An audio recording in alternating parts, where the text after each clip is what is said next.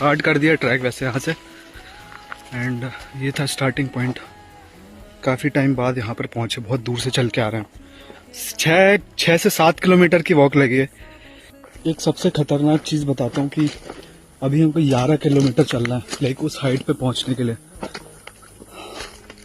And जितना हम चल के आए हैं उसका लगभग 2 टाइम्स है, जो कि बहुत ज़्यादा चैलेंजिंग होने वाला है।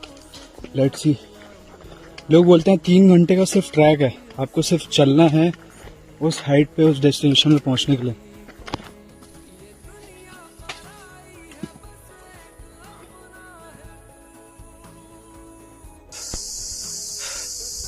अभी भी काफ़ी जाना है। You can see the view.